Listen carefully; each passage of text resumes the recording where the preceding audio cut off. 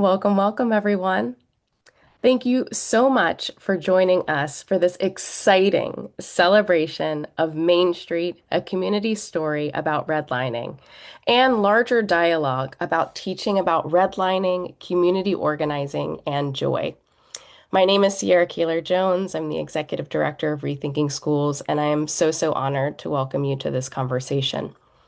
This is a collaborative event with Rethinking Schools, Penguin Young Readers, Defending the Early Years, and Black Lives Matter at School. Thank you to our ASL interpreters, Crystal Butler and Kara Colbert. This webinar event also celebrates Black Lives Matter at School Week of Action. This year's Week of Action theme focuses on globalism and loving engagement. This panel will explore the concept of loving engagement, the fact that we remain rooted in compassion and empathy by seeking understanding and engaging with the intent to learn about and connect with each other's context. Our interactions are guided by a commitment to embody justice, peace, and liberation. Panelists today will discuss about how we teach about racism and anti-racism, how we teach about the power of community organizing and center joy in the classroom with younger learners. And now I would like to introduce our incredible moderator, Cara Henderly Stroman, an early elementary teacher in Portland, Oregon, and editor of Rethinking Schools magazine. Cara will be in discussion with Tiffany, Jewell, and Britt Hawthorne, the authors of Main Street, a Community Story About Redlining. We're so excited to celebrate you, and we're excited to celebrate this book. Britt Hawthorne, she is an anti-racist educator, teacher, speaker, visionary, and advocate committed to raising a generation of anti-racist children by centering families of the global majority and fostering equitable learning environments for students and children of all ages and backgrounds. And Tiffany Jewell is a Black biracial writer, twin sister, first generation American, cisgender mama, anti-bias, anti-racist educator, and the author of the #1 New York Times and #1 indie bestseller. This book is anti-racist. So we're excited to welcome you to the conversation and most excited about celebrating you all and this incredible resource that you've put together for the community. Pass it over to you all. Thank you for having us. Sorry. I'm so excited. Thank you, Sierra. Hello, everyone. I am Cara. I am so excited to be here with all of you this evening. Tiffany and Britt, the school I work at used to be right inside a red line neighborhood, and I watched in real time changes it has seen as a result. Tell us the origin story of the book. How did you come up with the content of the book and Olivia's story? We're gonna have to do this together. Yep. So it all started when I was reading the final book in the Tristan Strong series by Kwame Mbalia with my own children. And in that book, some of the henchmen are called the redliners. And my kids were like, "What's a redliner?" So I was trying to explain redlining to them. It is difficult to explain redlining to children, especially when you're unprepared for the conversation. So then I reached out to Brett and I was like, "Hey, Brett, do you have any good titles of children's books about redlining?" And Brett was like, No. I just said, there's a couple books out there, but there's not really any books that I would really recommend that both talk about redlining in such a child-friendly way, in a way that they would understand how it impacts current events. And then there's really not a book that also talks about, because Tiffany and a lot of our work is situated in the field of liberatory work. We want to make sure that when we're telling stories to children, particularly children of the global majority, how can they always find themselves as being either that someone has already advocated for them and for their community, or how they can. So I said, there's not really a book out there. And then Tiffany was all like, "Oh man, and okay." and Brett was like, "We should just write it." And I was kind of like, "Okay." Like, we could just write it. I mean, Tiffany, I'm like, "Tiffany, you are a New York Times bestselling author. You have written so many books. You've written children's books in middle grade." I was like, "We could just write it." And So then we did. 4 years ago. Mhm. So it's taken 4 years from idea through process to product for this book to come alive and in our hands, which is great. Yeah. And with the illustrations from David Wilkerson, he really just elevated this story into something that felt real and relatable, instead of just words that adults use to talk to kids. Mhm. That was a really important part of the book, how it broke down redlining in such a clear way. What was the most joyful or surprising part of writing the book? I would say for me, two things. One, having an amazing co-author. That was really joyful, being able to like talk out loud, hear myself out loud, but then be able to bounce ideas off and say, like, okay, what if we use this word or have this idea? And Tiffany being able to process that and kind of bounce it back and say, I think there's a better word. And then definitely the other piece is that we went on two writing retreats together. We went to Washington, D.C. For our very first writing retreat, and then we went to Philadelphia for our second one. I definitely think I will agree that the writing retreats were so joyful. And it was the second one in Philadelphia where the story really came together. And a big part of that was walking around the neighborhoods and witnessing the places that had been really gentrified, which our next book is about gentrification. Um, and I think the joyful, I mean, writing with Britt is so, I don't want to say easy, but it is very easy to write with her. And the moment that we got the illustrations from David. Also working with the whole Kokila team, Britt and I have had some publishing stories of our own that are not as joyful, and just working with Kokila, Penguin Random House, has just been amazing. Like Honestly, super a dream amazing. come true. Right. That's so wonderful. And yes, gentrification is clearly part two of the redlining history. Oh my um, gosh. what big ideas or lessons do you hope children take away from the book?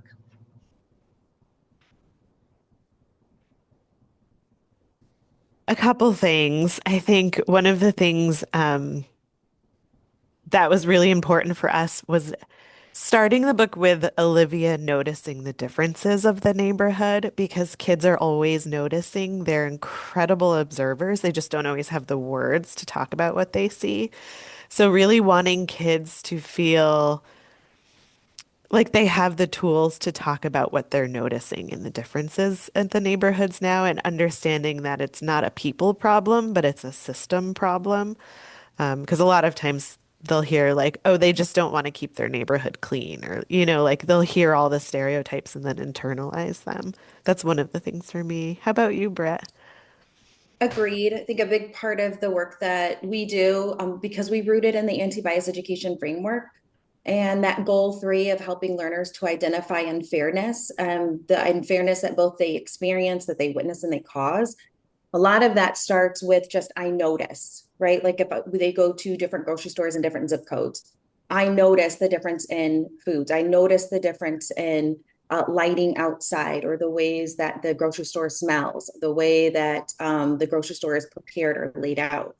And so for us, it was being able to say and through Olivia's perspective of how the neighborhood is changing from having the swimming pools to the basketball court, that suburban idea of individualism, right? So each driveway has that, each house has that, moving then to her own neighborhood. And then, of course, for a number of years, my family and I, we lived in a redlined neighborhood when my children were young. And a lot of through that experience, we lived right on the corner of a color line. So the street was a direct color line, and still is to this day in Houston. And you can see the difference even for like pizza delivery, how when we would want to get pizza delivered to our house, they would not cross the street. And so I'm like, it is 500 feet from the next house and they wouldn't cross over. And so, but a lot of that with my young children, I wanted to talk about when we went to the park is I want you to notice how our basketball hoops don't have nets, or I want you to notice how our grass is not cut. I want you to notice how there is a lot of dumping, both from outsiders that will come into our neighborhood and dump trash, couches, mattresses, etc., But also, I want you to notice the ways in which the city has neglected our neighborhood. I never wanted my children to feel like that was on us, but I wanted them to realize that we are all taxpayers, but we're not all receiving the same services. And so that was a big part, is that having the system blame language. And then, of course, advocating, finding out that beautiful piece of history of BNL's Building and Loans Association, and how our community came together, rallied together as always. We're great problem solvers, and how we worked together in order to ensure each person who wanted to own a house was able to own a house, and how we educated ourselves, took care of ourselves, and took care of our environment. So those are kind of the two big pieces. Wonderful. How do you hope educators will use the book in their classrooms and communities? And are there activities or discussions you recommend pairing with the books? Oh, yes. We wrote, I think it's 11-page educator guide for this because we were so excited. As we were writing the book, we were like, save this for the guide, save this for the guide.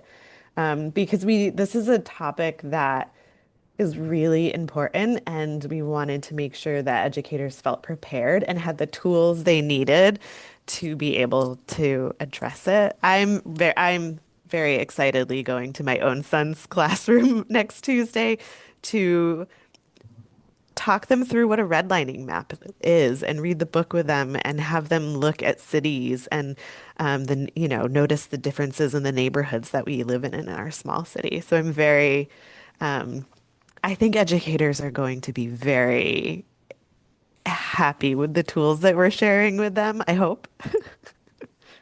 Agreed. Agreed. I mean, and for my own experience, and as we were writing it, it's like, oh, they can, instead of trying to come up with a map, in first, second grade, oftentimes we're teaching map skills and direction. It's like, look at this red line map and be able to read that map, read the key through the map. But I think also too, is just the vocabulary that we offer and having that shift of language. And so whenever children are saying things like that is a bad neighborhood, Mhm. or using language that they clearly have adopted from the grown-ups in their life, like, oh yeah, I like that ramen that's over there, but that neighborhood is sketchy. It's like being able to think about that language and know that that is some coded language. And so that's my big thing I hope educators take away, is that we want children to be able to look at their neighborhood through a different lens, and also talk about their neighborhood, but also other neighborhoods with Mhm. more accuracy. And we also, like, the map in the book is a real redlined map. It's the map of Philadelphia. And so you look at the map in the book and use the real maps of the city to give some lessons to, which was really important for us to have that like accurate, not just a made up place, but one that like you could actually look up and learn more about too. That is wonderful. Thank you for providing all of that. Your enthusiasm and excitement. I love hearing you saying like, get it in the book, get it in the planner for the teachers, because we sure love a little reference guide for good books and Mhm. mentor texts. Right? Well, thank you too. I'm going to open the conversation up to all the panelists now. Get them all on. So for everybody on the panel, hello, welcome. How do you introduce topics of racism, anti-racism to your students? And anyone can jump in with the answer. Well, hi, good evening, everyone. My name is Ina, and I can go first. I've been a New York City public school and independent school teacher for about 34 years, and this topic has come up in pretty much every year that I've been an educator. One thing I like to think about is my own mindset and thinking about teaching a topic that is as sensitive as racism and anti-racism with love and sensitivity, having some empathy, because not all students will have the same experience. And then I'm going to work on really building a community where the children feel comfortable enough to say what's on their hearts and their minds, to use their voices to express their feelings, teach them to care for each other, teach them to be empathic and understanding. And then, also introduce the topic sometimes with some literature, because there are children's books and there are resources that are out there that, do deal, with topics of racism and anti-racism in very sensitive ways. And, I can probably drop a couple of resources in the chat later on for some books that I've used in the past. That would be wonderful. Hi, everyone. My name is Anisha Jones. I'm the Executive Director of Defending the Early Years and a steering committee member for Black Lives Matter at school. I haven't taught kindergarten in a long time. I teach college students now, but what I remember when I taught kindergarten and preschool was that I really, going on what Ina said, was built that community so that my kids really understand this whole idea of just treating people bad, wrongly, discrimination, so that by the time something specifically around race came up, they've had a firm understanding that, there are systems, there are ways that we treat people unfairly that's not good, right? And so I think that's really important because we do want to get to racism, but they need to understand it as a part of just an unfair system about how people are treated, right? Not, and then the interpersonal, we also talk about systems and things as well. But I think laying that foundation is super important so that they clearly understand. So when it's happening, they're like, oh, that sounds like, when we were talking about treating people unfairly for this kind of reason, yes, right? People can be treated unfairly because of their race, because of their skin tone, right? And then there are systems in place that uphold the unfair treatment of people based on that. And so it was really important. And then also, what we didn't do was teach about it during, like, I remember I just shared this in another discussion that it was Black History Month and teaching kindergarten, and someone thought that was the time to talk about enslavement and racism, and I was like, absolutely not. They're five. We talked about Black inventors and other really cool things like that. So I think it's important to not think that this is the month that you have to talk about that with young children, but really build a foundation for them to recognize unfair treatment and how they can step up and do something about it.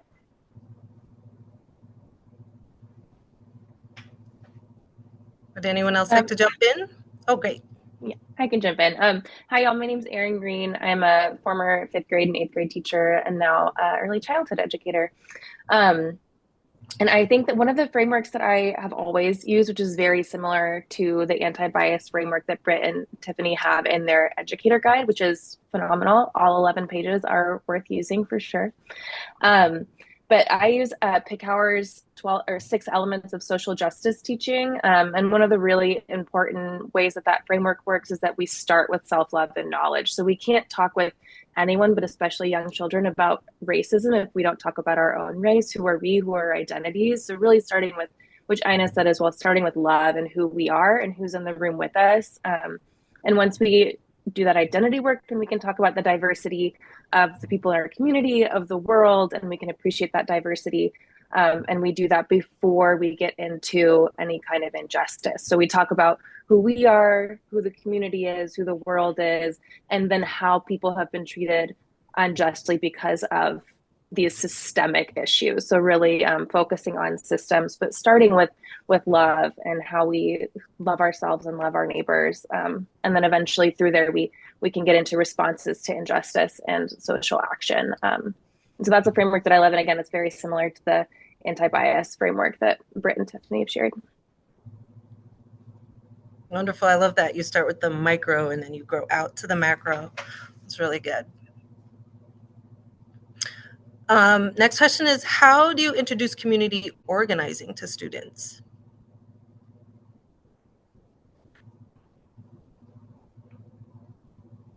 One of the things I really love doing is dreaming with students, and asking them, like, what do you need?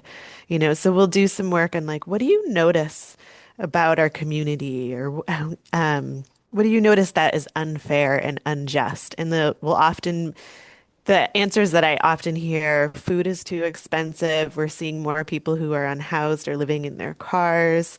We're seeing, I can't remember what else. It just like slipped my mind. But they have those, and then it's providing them with the ability to not just name it, but then to hope and, like, well, what should we do about that?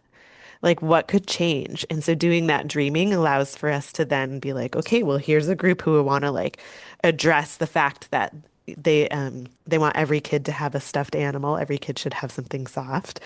Or here's a group that's like wants to address food's too expensive. Here's another group who wants solar panels on the building and having them work together to come up with some ideas and bringing community members who have the power to make those changes, whether it's city officials or community organizations to work with the kids on organizing so they know that it's not just something that adults did in the past in history, but it's something that we can do in our own communities today.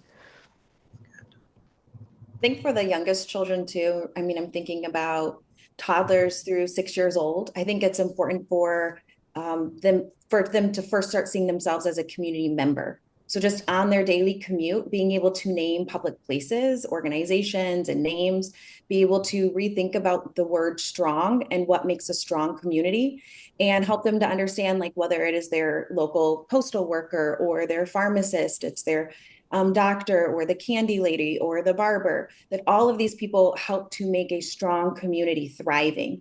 And then from there, you start to notice that and use that I notice language again, right? Like I notice trash at the playground. What can we do about it? So I think for our youngest learners, it's helping them to even start to develop that identity of being a community member and then identifying some community members that contribute.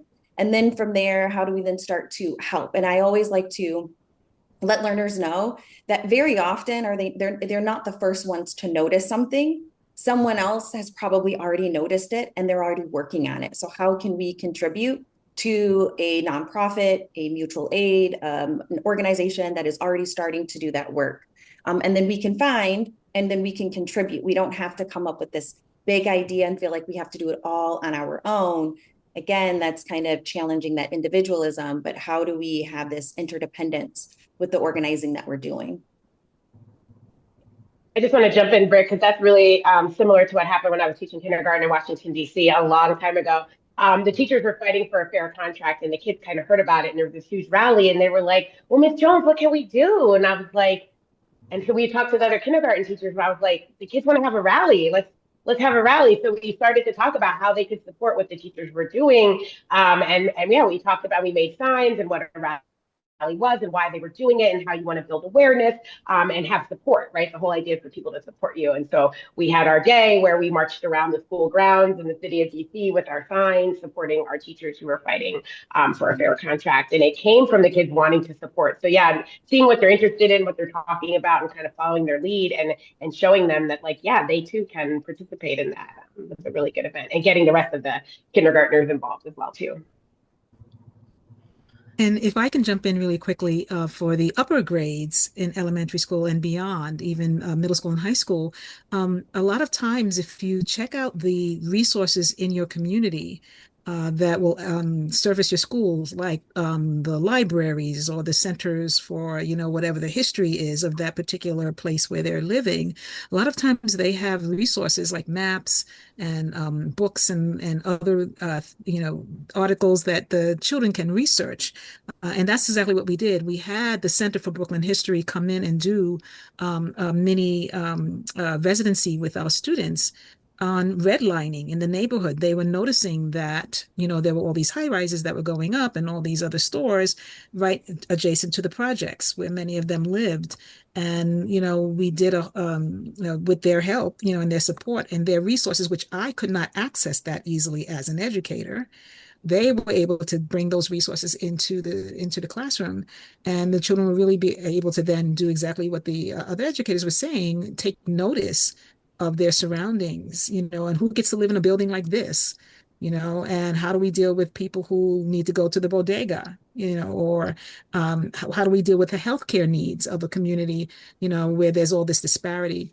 And so that's another, great thing to try to check out, is to see what resources that public institutions, and community organizations might have available to share, with you as in your class. That's a really important addition to the conversation. Thank you. What does centering joy in the classroom look like to you?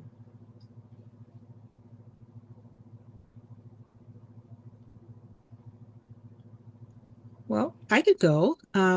Well, for me, centering joy is always going to be about, again, building community, right? And making sure that we do have that opportunity to get to know each other really well, that I get to know the students really well. Through that, making sure that we have those opportunities where we gather together for like a morning meeting, where we might have our closing circle at the end of the day, where we might do some mindfulness together, have some opportunities to introduce play, like through brain breaks or something like that, if we're in the classroom or going outside and, to the schoolyard for recess or for, just an opportunity to run around. Um, and also one thing that, celebrating our identities as well. A lot of times we start off our year with studying our names. What's the story of our names?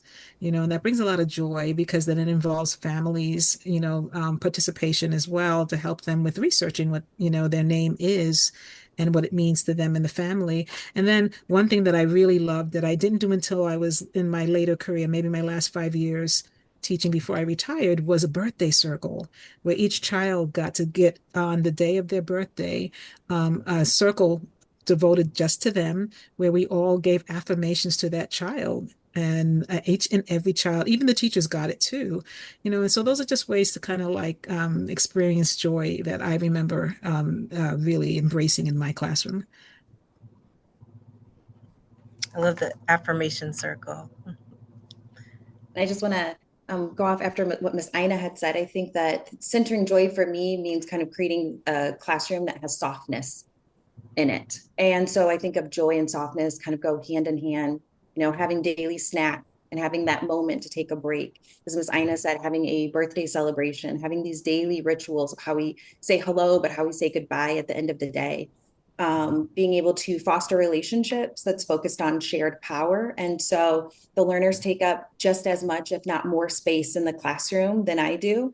And being able just to let their individuality shine through. Whether today I wasn't working with the learner, well, we were supposed to be working, but it was a moment of joy.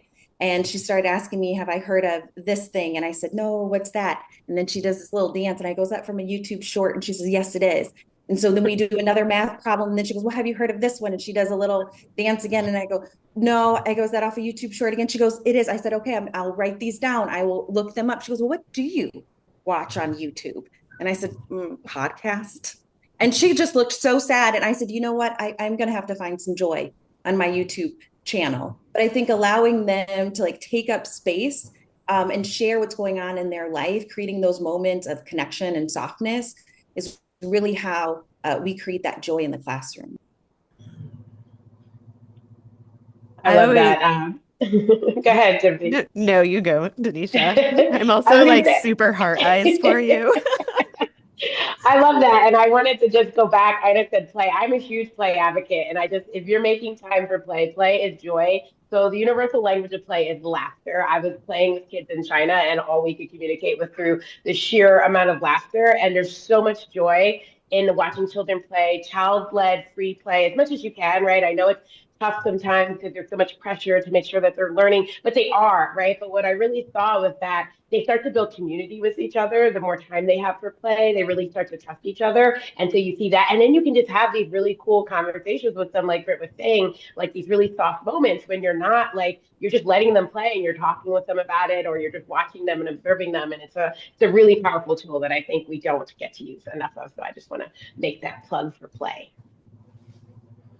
Playing, and I always, in the beginning of the school year, I'm not in a classroom now, but when I always had my learners set the classroom up with me because I wanted them to really take ownership of the classroom and not feel like I'm walking into Miss Tiffany's classroom, but like this is ours.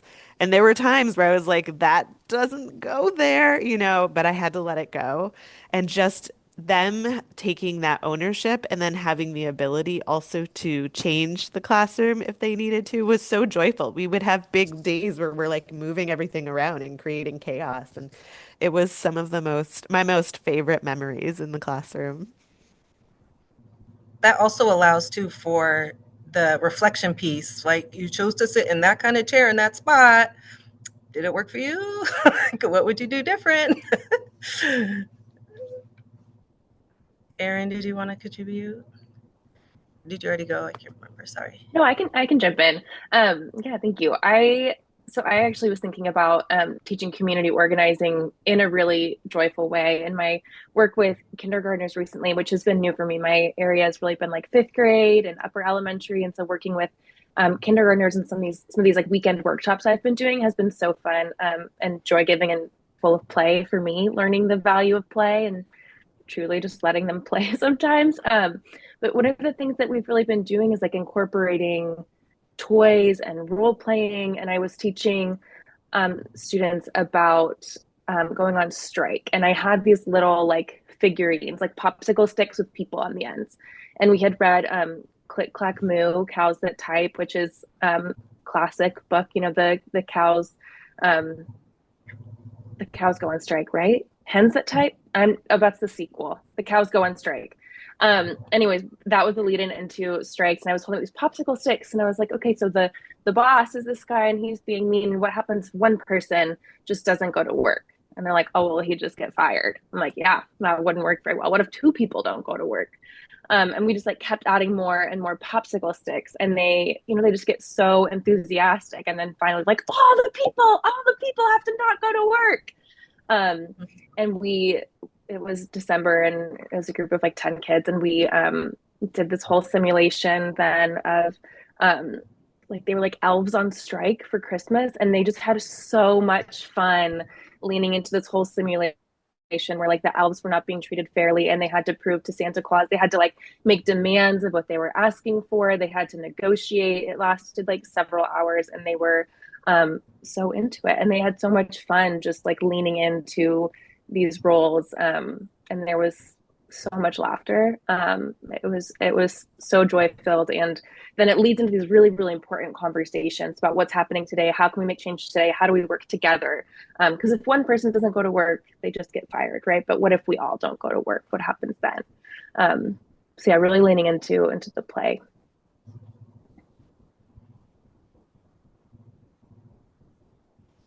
Thank you. How might you guys use this book with young learners, and what curricular or pedagogical ideas do you have?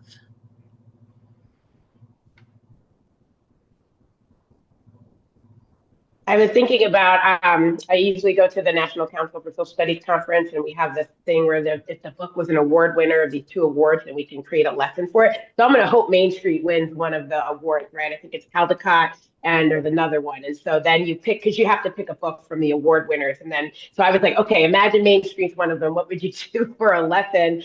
And so I was thinking about working with the kids to really investigate how to then convince her friends about the community, right? Like the story ends and they go to the party, but like really wanting to go back and push back against that and kind of challenge them. And so maybe there's a whole like thinking about what are some ways that we could bring the friends and bring other people into the community who are scared of the community to come see the community, right? And really thinking about that. And I can imagine the kids wanting to like do some type of community walk or community tour and things like that to get people in, and then thinking about what parts of the community would you like to show to people who say this community is unsafe, right? Like what would you like to show them? And maybe even I love doing photography with kids, like having them document the community and be like, does this look unsafe to you? And it's like two kids playing with a jump rope, or it's like the guy carrying the vegetables, right? So that they can kind of change the narrative about the community and right, really think about those ideas. So those are just some things I thought of around that. But I'm going to keep pushing and hope that the book wins the award and then I can actually do this at the next conference.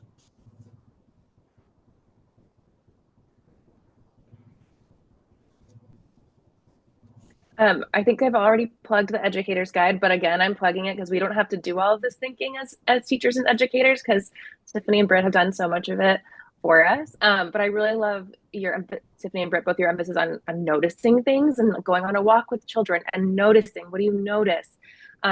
And one of the things I think that I really love about this book is the way that it opens up these conversations and these lessons for diverse, different groups of kids, right? Like you could use this same book and learn about redlining with a group of kids who has never lived in a red line neighborhood, as well as a group of kids or kids, a mixed group of kids who have. And so I think that is really powerful to see the value in your own community and to see the value and push back against stereotypes in communities that you're maybe not a part of. Is really, really powerful. Yeah, and then I'd like to also echo what Erin was just saying about, incorporating the community and what you notice about it. But also taking the opportunity in dealing with the children's book that's dealing so, well with redlining and explaining what that is and introducing young minds to that whole concept. So that they, begin to be aware of what might be happening in their own communities or communities that they're familiar with, is to also bring in the work of other early childhood authors who are dealing with those kinds of topics of disparity and inequity and racism. There's a publisher, Lee and Low Books, that publishes a lot of early childhood books on those kinds of topics. Megan Madison is another author as well who writes for young children. And so helping them understand the bigger picture of the impact of these systems of oppression through the gentleness of these kinds of books is also a good way to, kind of like address and use and support the work that's in the book Main Street.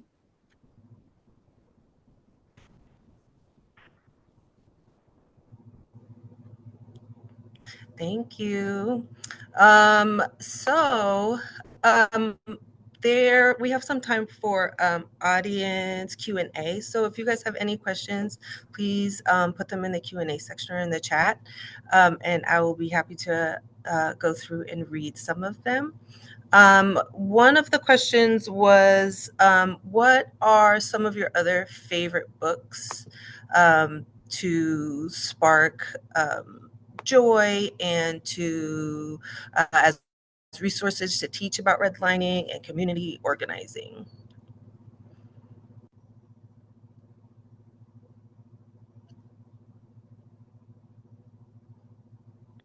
I want to go back to what Miss Ina said. Megan Madison's books are all incredible, and they're like board books, so they're for some of our youngest learners. And just she has a book on community, she has a book on family. Like what she's doing is incredible. She's also just a very nice, lovely, amazing person. So I think those are some of my favorite resources, especially for our youngest. And I'm really also very biased to the book The Artivist by Nicholas Smith. I think it's such a beautiful book to show every child that they have agency to not just notice, but to like make a difference with whatever kind of art or talent that they have. And it's, there are the book walks you through it, but it has a very joyful feel to it, and it's hitting some pretty hard topics too. I also wrote the educator guide to that, which is why I'm a little biased. I want to plug the book lists that are provided by socialjusticebooks.org. There's so many phenomenal books that focus on joy, celebrations, whether that is through food, culture, holidays. And so I think we could be here all night looking at all of the incredible children's books that are out there. I also want to highlight, I went to, and Tiffany might have to help me with the name of it. I went to the Native Language Symposium. Did I get the name right? I went to the Native Yep. Language Symposium Yep. that happens every year in Albuquerque, New Mexico. And it focuses on revitalizing Indigenous languages and key from what kindergarten presented. And they were talking a lot about joy. A lot of their work is focused in joy. And one of the things around both this kind of community organizing, but also joy, is allowing children to make their own books. And they have all of these step-by-steps of how you can help young children, pre-K4, kinder, first grade, making books about joy, about their own community, just using the senses. And so what is it that I hear, see, smell? And I think that that is something really powerful when we think about, sometimes it's not always like an adult written book that we need to bring in, but sometimes it's just how do we amplify the child's own experience.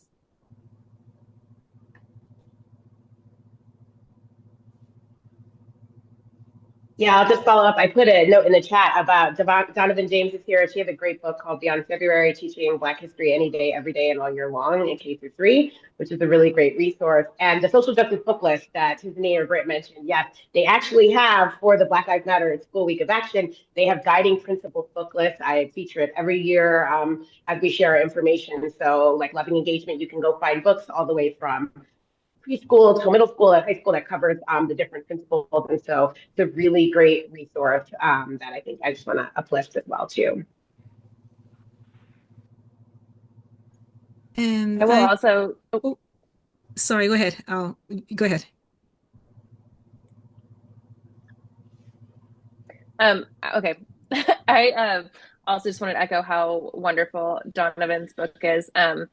And I also was going to mention that I really recently am really into the book Pies from Nowhere, to teach collective action, just because it really I'm when children with children's books, I'm always looking for books that don't center the hero. So I don't want a book that just tells the story of MLK giving a speech. That's not how change is made. I don't want to hear us have another book just about full of myths about Rosa Parks. I want a story about collective organizing and how ordinary people work together.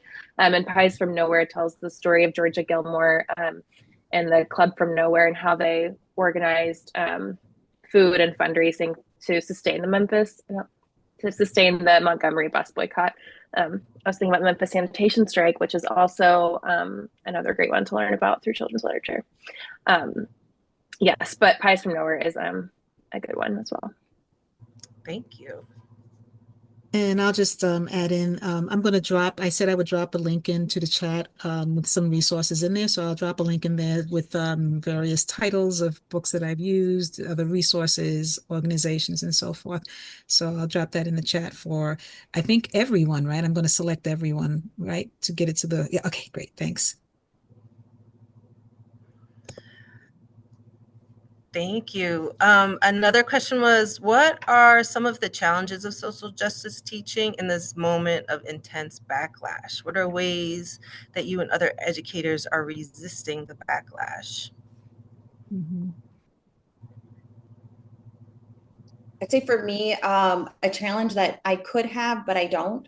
A challenge is if you don't have leadership that is supporting your vision, your lessons, your language, your curriculum. I'm really grateful that I have some phenomenal leadership at our school.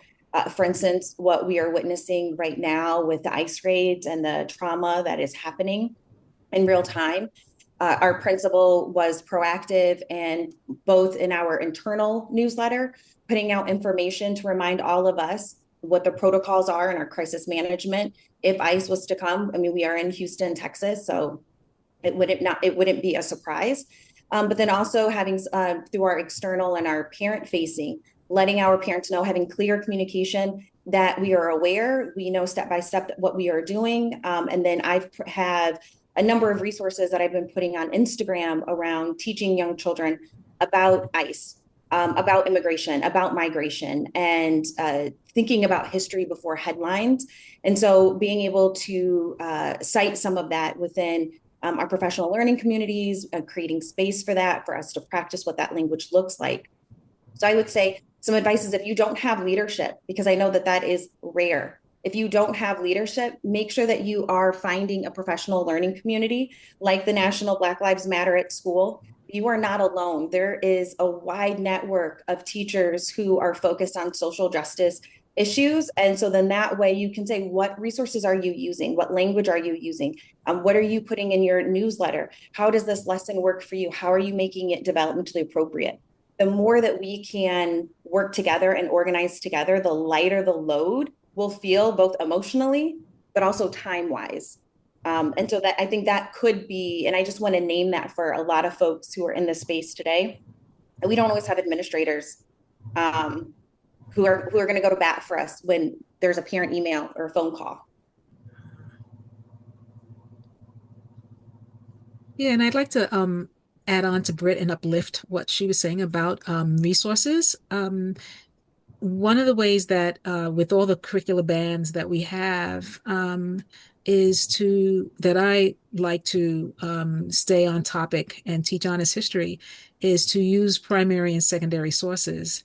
Those you can put in front of a child, you can, share with your students and talk about, what it is that they're seeing, what do you notice, what does it make you think?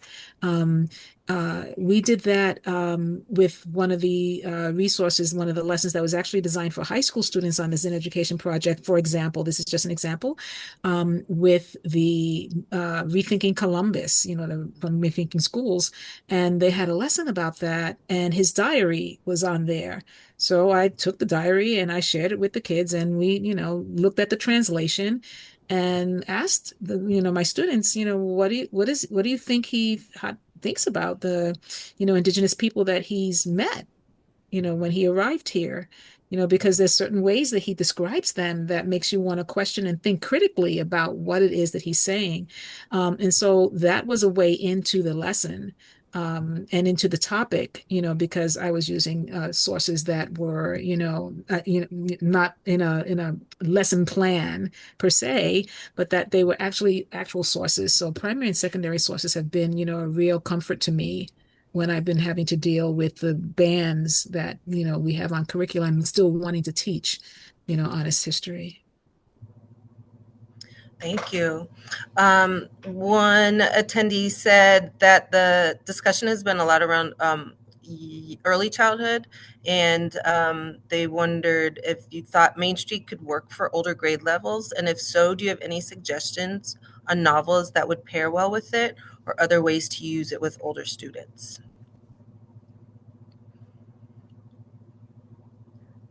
Absolutely. I know multiple high school teachers who bought this book for their classrooms, to have a really like starter way to discuss redlining, right? Like you want to start with what's kind of easiest to explain, and then you can build into that. Because if you're just starting with the color of law with, um, sophomores in high school, that's a lot. It's a lot for us adults. And again, like as Miss Ina said, using those like first and second resources, like going to the red line maps and really looking at them and looking at the ways they describe the communities.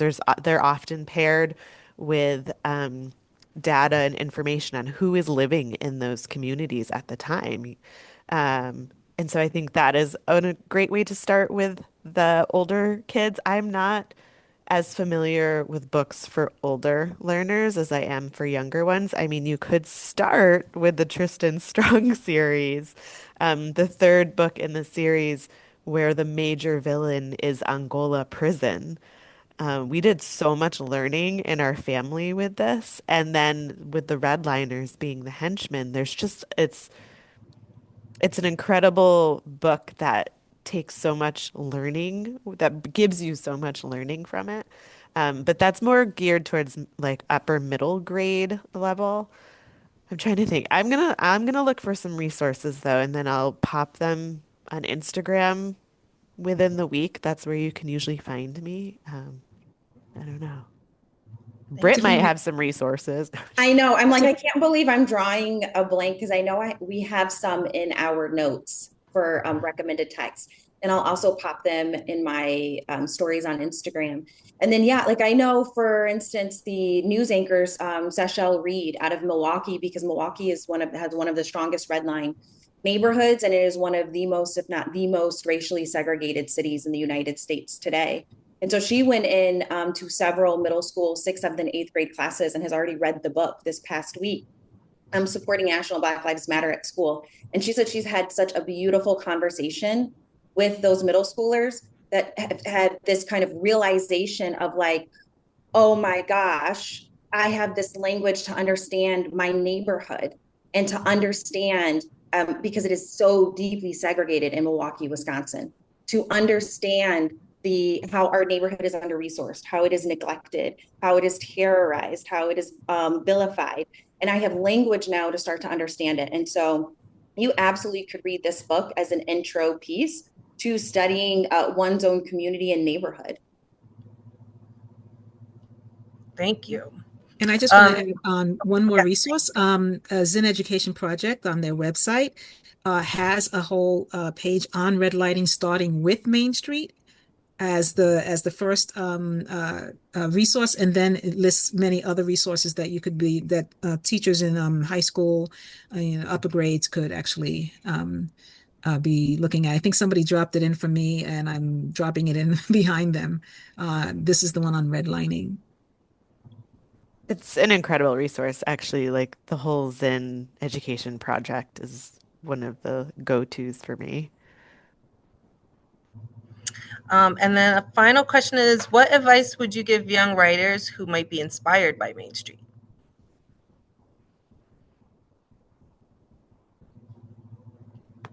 I mean, my advice to young writers is to write and write and write. I always remember Jason Reynolds saying that the first draft is like always trash. Um, Like the because first you can, pancake. it's the first pancake. And sometimes it's not, though. There are some authors that just do their thing instantly, but there's beauty in editing.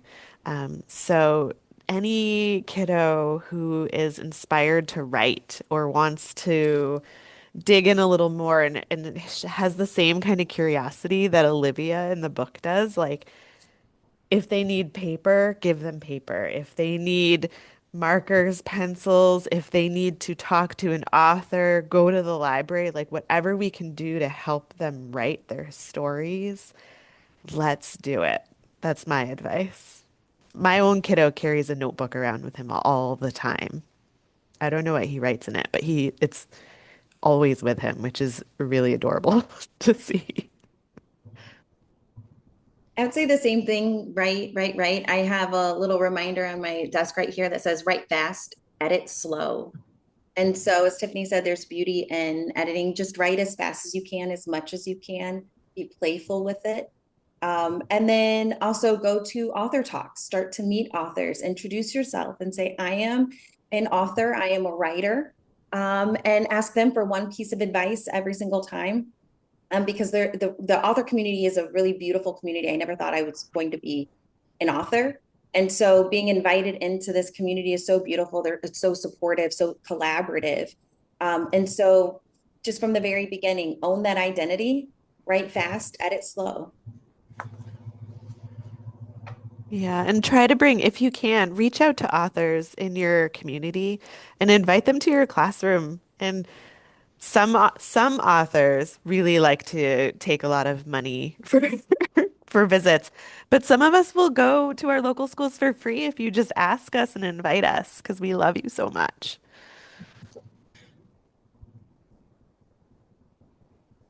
Thank you so much. Um, I believe that was all of our questions. Just double checking. Yes, it was. So I will turn it over to Sierra. Thank you so much. Wow, I've just been furiously typing notes on the back end because there's so many resources and even just the things that I would never think of, like Tiffany, when you were sharing about curating the classroom together, and Denisha, how you were talking about laughter as joy. And Ina lifting up so many different resources and putting together, I hope you all saw in the chat, Ina put together a whole Google Doc of resources for us to be left with. And Erin, I'm thinking about how you use children's books really as a portal for students to think about their organizing and their activism and how powerful that is. And Britt, how you just lift up the power of learners in the classroom. And I'm thinking about the YouTube shorts. I'm going to be left with that too. I'm like, what does my YouTube say about me and what I'm and ways that I might be needing to cultivate more joy. But even those exchanges with young people, how important it is to build relationships. I'm so, so grateful to you all for this conversation. Thank you to Cara for facilitating and for leading, for guiding.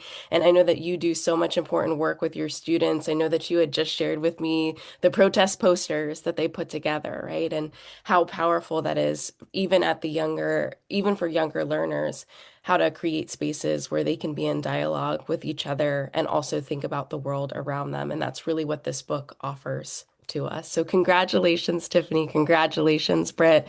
Congratulations to David, the illustrator, and to Penguin Young Readers and Kokila. We are so grateful to you all for bringing this incredible resource into the world.